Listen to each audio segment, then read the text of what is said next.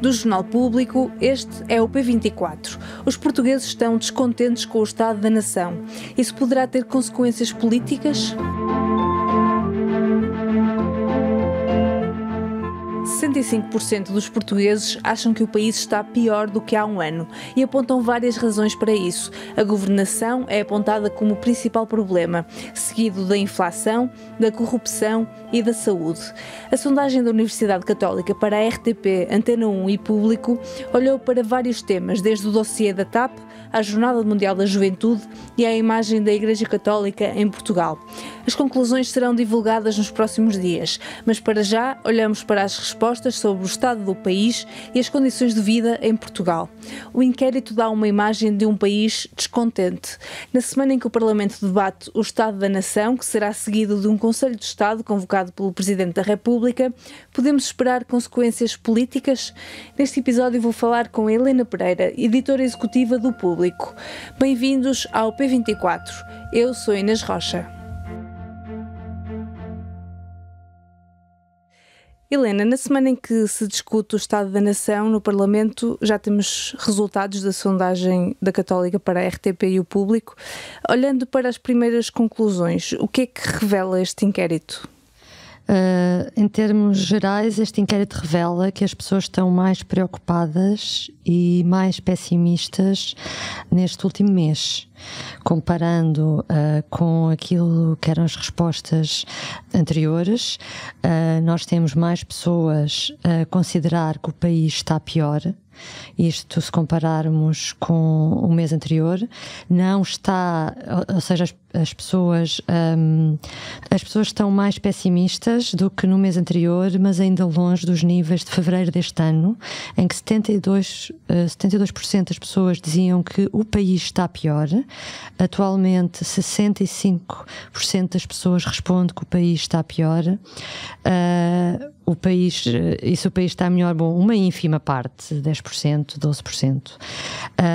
E isso revela, e este pessimismo, esta preocupação acrescida, é revelada também pelo tipo de problemas que as pessoas identificam no país. Esta sondagem tem uma parte de questões abertas e neste capítulo dos principais problemas, a resposta foi pedida de uma forma livre. E o que é que as pessoas apontaram? Apontaram problemas com a economia, com os rendimentos disponíveis, e problemas, o que é que subiu também? Problemas com a governação e com a credibilidade dos políticos. Em termos gerais, agrupando, isto tem várias respostas, mas agrupando por temas, verifica-se que, relativamente à anterior sondagem, o nível de preocupação com o rendimento disponível subiu de 24% das pessoas que se dizia preocupada para 34%.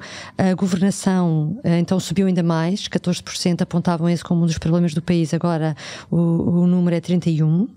A credibilidade também da classe política subiu de 24% para 34%. Portanto, quer dizer, em termos gerais, a percepção dos portugueses é que as condições continuam-se a agravar, mas estando melhor mesmo assim do que no início do ano. Sobre ainda dados de consumo, verifica-se que mais pessoas, aumentou o número das pessoas que confessa que viu diminuir a sua capacidade de poupar, pessoas que antes conseguiam chegar ao fim do mês com algum dinheiro disponível e conseguiam poupar. Esse número cresceu para 47%. Onde é que pouparam? 51%, que é um número que cresce ligeiramente também, diz que diminuiu os gastos com o lazer. Uhum. É interessante que, como dizias, a questão mais apontada como o principal problema do país é a governação, seguida da inflação e da corrupção. E corrupção foi a palavra mais referida nesta resposta. Isto depois de assistirmos a um caso de corrupção no governo. Achas que António Costa tirará ilações destas conclusões? Não sei, vamos ver. Primeiro, a corrupção aparece como um dos problemas mais apontados, porque realmente nas últimas semanas tem havido vários casos de alegada corrupção, de investigação, e que envolvem várias áreas. Portanto, estamos a falar, por exemplo, da admissão do Secretário de Estado da Defesa, Marco Capitão Ferreira. Depois tivemos as buscas do PSD, tivemos a questão da Altice, tivemos a acusação ao ainda deputado do PSD, Pinto Moreira. Portanto, parece-me que as pessoas todos os dias veem nos noticiários casos de alegada corrupção e, portanto, isso faz com que a percepção de que estamos numa altura em que há mais comportamentos desviantes, por assim dizer, existam, mas essa percepção tem a ver com aquilo que é tornado público neste momento. São casos também que uns já estão a ser investigados há muito tempo, outros são mais recentes, mas a verdade é que confluem agora. Há quem diga até que tem a ver com a questão das esferas judiciais, que há muitos casos que estão a ser despachados nesta altura do ano, porque em breve vai haver esferas judiciais. A verdade é que isso se está a refletir realmente na percepção que as pessoas têm, e nesta sondagem, é um dos valores mais expressivos, realmente, é quanto cresce a desconfiança relativamente a problemas, sendo a desconfiança relativamente a casos de corrupção como sendo um dos males do país, e também como cresce a desconfiança em relação à classe política, porque alguns destes casos realmente que eu mencionei, uns são transversais. Esta questão, por exemplo, agora do financiamento partidário e da forma como os partidos usam ou não o dinheiro que recebem das subvenções. Rui Rio foi alvo de busca, mas este caso é transversal, esta prática existe em todos os partidos. Pois há dúvidas se é legal ou não, até aparenta ser, apesar disso, mas a verdade é que isto atinge a imagem de todos os partidos, e depois há casos, efetivamente, como um deputado ou de um autarca também, do PS, há pouco tempo, ex-autarca do PS, que saiu do governo também por causa de um caso de corrupção quando era presidente de uma Câmara. Isto afeta também os partidos. Uhum. Tendo em conta as conclusões desta sondagem, o que é que podemos esperar do debate do Estado da Nação esta semana? Todas as armas vão estar apontadas a António Costa? Sim, e António Costa, como tem vindo a referir, diz que sabe aquilo com que os portugueses estão preocupados, e que é os rendimentos, o preço dos produtos, a inflação, e que está concentrado, usando palavras do próprio Primeiro-Ministro, que está concentrado nesses problemas e em dar solução a esses problemas. Portanto, eu acredito que por esta altura António Costa já saiba o que é que pretende transmitir no Estado da Nação, e até tem ferramentas para isso, ou seja, estou-me a referir a reforçar os apoios que já deu às famílias e às empresas, porque nós sabemos que com o aumento dos preços e com a inflação, a única notícia boa é que os cofres do Estado ficaram mais cheios, porque houve mais arrecadação de impostos, e, portanto, Fernando Medina, o Ministro das Finanças, dispõe ali de uma almofada que poderá utilizar realmente no sentido de dar mais apoios para fazer face à inflação. Certo.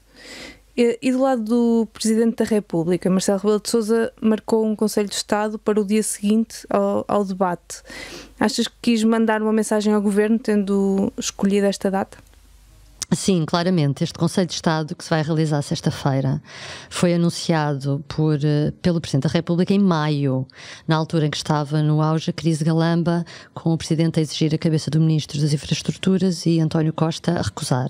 Nessa altura, Marcelo Rebelo de Sousa disse que lá para julho, depois do debate do Estado da Nação, e com um distanciamento apreciável, citando Marcelo, seria possível fazer um balanço da situação económica, social e política. E soube-se esta terça-feira que a reunião será na sexta. Portanto, não é uma surpresa para ninguém. A surpresa é que é mesmo ali coladinho, realmente, é no dia a seguir ao Estado da Nação. Marcelo Rebelo de Sousa esteve a ouvir partidos na sexta-feira e nesta segunda-feira e, portanto, no fundo, isto é uma semana inteira de pressão sobre o governo, porque os partidos foram ao Palácio de Belém, saíram e fizeram declarações. Pudemos ver que o Chega tenciona apresentar uma moção de censura ao governo em setembro, que o PSD, mais uma vez, diz que está preparado para ser uma alternativa, que os outros partidos estão preocupados com a situação do país. Portanto, é uma semana em que Marcelo Rebelo de Sousa aproveita para colocar esta pressão. Não é só o Conselho de Estado foi uma pressão, mas estas audiências nesta altura também, como forma de preparar o terreno realmente para o Estado da Nação, porque se virmos bem, Marcelo Rebelo de Sousa nos últimos dias também tem feito vários avisos. Houve uma altura que esteve mais silencioso e agora nos últimos dias o Presidente tem sinalizado algumas preocupações. Quais é que são as preocupações normais, por assim dizer, do Presidente? A execução dos fundos do PRR e o crescimento económico. A isso acrescentou nos últimos dias queria tomar posição sobre aquilo que entendia que eram as conclusões da Comissão Parlamentar de Inquérito à TAP, uma coisa nova, porque normalmente os Presidentes da República não costumam pronunciar sobre as Comissões Parlamentares de Inquérito. Tem falado também sobre saúde e deu o sinal de que se está atento também à questão da direção executiva do SNS, que está numa posição periclitante, sobre educação, tem feito vários alertas e, portanto, no fundo, usando até, vou usar aqui uma expressão de que Rui Rio usou por causa das buscas e que não tem nada a ver com as buscas, que era que o Ministério Público tinha picado com esta questão das buscas. Portanto, Marcelo Rebelo de Sousa também está esta semana, por assim dizer, com estas iniciativas a picar o governo para, no fundo, tomar algumas atitudes e pegar as rédeas de alguns problemas. Mas que tipo de atitudes é que pensas que Marcelo quer ver? Uma remodelação no governo, por exemplo? A remodelação ainda quer ver. Não sei se ele acredita que seja agora, porque já se percebeu que António Costa só vai querer remodelar quando ninguém está à espera. Portanto, se bem que nós temos agora um lugar em aberto. O Secretário de Estado da Defesa saiu há mais de uma semana, ainda não foi substituído. Mas parece-me que a expectativa agora neste momento não é que haja em Belém não é que haja já agora esta remodelação, mas talvez em setembro, ou como o António Costa já fez uma vez, fazer uma remodelação depois de apresentar o Orçamento de Estado para o ano seguinte. Já aconteceu isso. Isso, por um lado, tem a ver com a composição do governo e com a forma dos ministros relacionarem a autoridade política que eles têm ou não. A outra coisa tem a ver com mais medidas do lado das finanças, porque os ministros das finanças têm sempre, são eles que, no fundo, como se costuma dizer, usando aquela expressão, passam cheques e, portanto, tudo depende deles. Esta questão que eu referi até da direção executiva do CNS também tem que está a funcionar há 8 meses sem estatutos, também tem um lado de autorização das finanças que está pendente, e portanto há vários níveis de intervenção em várias áreas, não só nos apoios sociais, por exemplo, que envolvem as finanças, e julgo que o Marcelo Rebelo de Sousa, quando eu digo interventivo, quer que o governo apresente medidas mais estruturais, porque eu não sei, desde o último pacote da habitação, julgo que não houve grande reforma ou grandes alterações aprovadas por este governo, e portanto julgo que é nesse sentido que o Marcelo Rebelo de Sousa também está a pressionar. Certo, vamos ver que resultados é que sairão deste Estado da Nação. Helena, muito obrigada. Obrigada.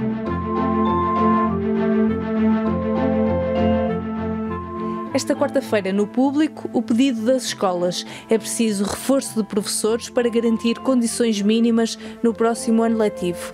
E lê a reportagem sobre o Estado da Nação no Norte, no setor da economia. Este episódio foi editado por mim, Inês Rocha. A música do genérico é da Ana Marques Maia. Tenham um bom dia e até amanhã.